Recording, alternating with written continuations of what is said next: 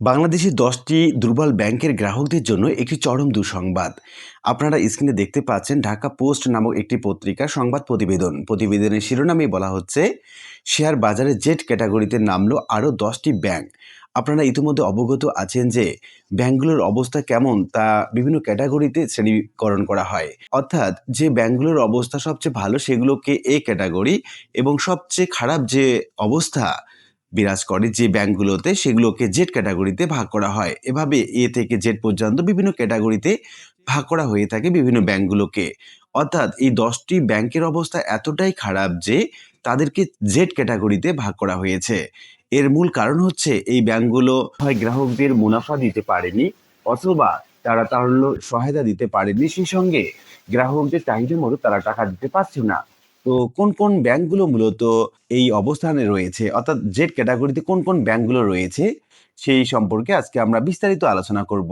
আর কোন ব্যাংকগুলো মূলত এই ক্যাটাগরিতে আছে এটা আপনার জানা খুবই দরকার, কেননা এই 10টি ব্যাংক এতটাই দুর্বল হয়ে আছে যে তাদেরকে জেড ক্যাটাগরিতে অন্তর্ভুক্ত করা হয়েছে। তাহলে শুরু করা যাক। ঢাকা স্টক এক্সচেঞ্জের ওয়েবসাইটে আনুষ্ঠানিকভাবে এই 10 ব্যাংকের শেয়ার লেনদেনের জন্য জেড ক্যাটাগরিতে পাঠানো হয়েছে।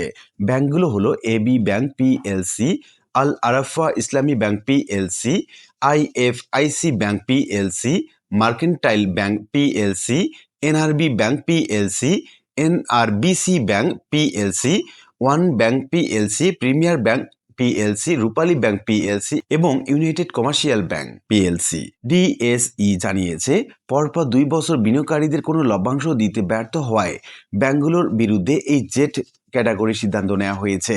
এছাড়া জেড ক্যাটাগরিতে নামানোর কারণে ব্যাংকগুলোর শেয়ার কিনতে কোনো ঋণ পাওয়া যাবে না, যা আজ থেকে কার্যকর হবে। এর আগে গত বৃহস্পতিবার 30 এপ্রিল এই কারণে Islami Bank PLC, Standard Bank PLC এবং South Bangla Agriculture Bank PLC কে জেড ক্যাটাগরিতে নামানো হয়েছে। ওই ব্যাংকগুলোর শেয়ার কিনতেও ঋণ সুবিধা স্থগিত করা হয়েছে। এখন একটি প্রশ্ন, যে ব্যাংকগুলো শেয়ার কিনতে ঋণ সুবিধা বলতে এখানে কি বোঝানো হয়েছে? অর্থাৎ যে ব্যাংকের আপনি গ্রাহক হয়ে থাকেন সেখানে যদি আপনি শেয়ার কিনে থাকেন সেই শেয়ারের বিপরীতে আপনি লোন নিতে পারবেন। কিন্তু এই 10টি ব্যাংকে আপনি যদি গ্রাহক হয়ে থাকেন আর আপনি যদি শেয়ার কিনে থাকেন তাহলে আপনি এই ধরনের লোন সুবিধা অর্থাৎ ঋণ সুবিধা থেকে বঞ্চিত হবেন।